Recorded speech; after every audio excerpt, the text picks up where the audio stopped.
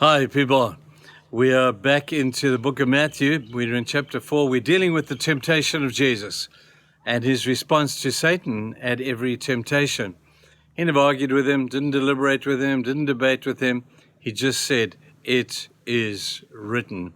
Now, in the third and the last temptation of Jesus, which was a really big one, he took Jesus up onto the top of a mountain and he said to Jesus, "All this I will give you if you'll just worship me for 1 second." And Jesus didn't argue with him, didn't deliberate about who made it, and it was his creation anyway. He didn't waste his time debating with Satan. He just simply said, "Satan, don't you know it is written that you should worship only the Lord your God? Him only must you worship." Satan couldn't take that because his tactic had failed. You see, one of Satan's greatest temptations is to find you an alternative. To find you an alternative to God. And I must tell you that some of these alternatives are not necessarily in and of themselves evil. Some of us would worship our work. Hey, we all got to work. We've got to pay the bills, haven't we?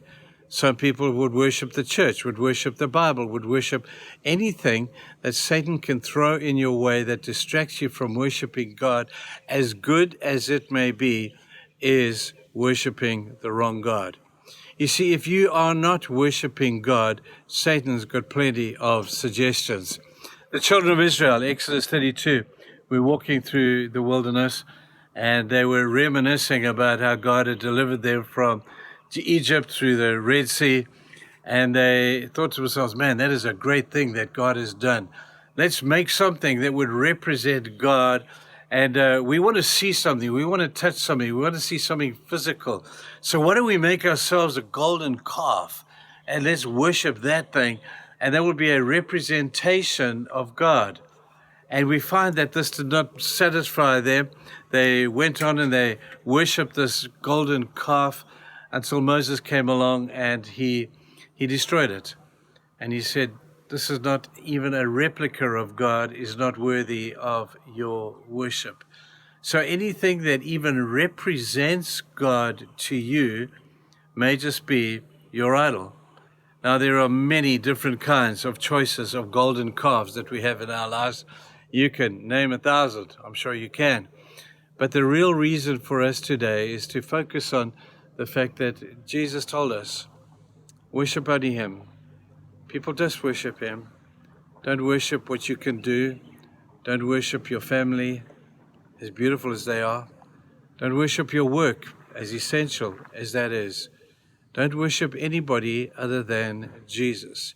He is the only one that is worthy of your worship. And the fact remains too, people, it's very important that God will not share his glory or his worship with anybody else. So the moment you find something else to worship instead of God, God is very dissatisfied. We call that idolatry. Now, idolatry, we tend to get a picture of an evil thing that we're worshiping instead of God. Well, it might be evil, but it might not be in and of itself. We've got to be so discerning and so thoughtful on this particular thing. Who do you worship? Who is the essence of your worship? If it's not Jesus, if it's not God, then you found yourself a golden calf. Now, this has to be one of the most essential truths of what our Christian faith is about. And it's one of the most neglected because in today's world, we like to euphemize, rationalize, and justify everything that we do. And I can do that very well by justifying the gods that I would want to serve, calling them essential to me. Well, I got to tell you, people, there's only one God who is worthy of worship, only one God who is the one that we should be worshiping, and you know who that is.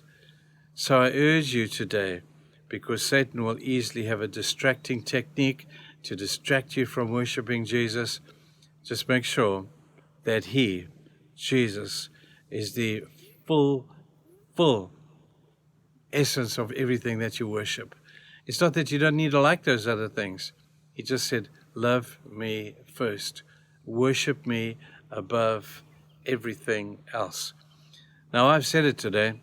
We've got to interpret that into your own situation, into your own life. And I hope as you do what I'm going to be doing, it's going to be reflecting on this today. You have a great day, and we'll see you tomorrow. Bye.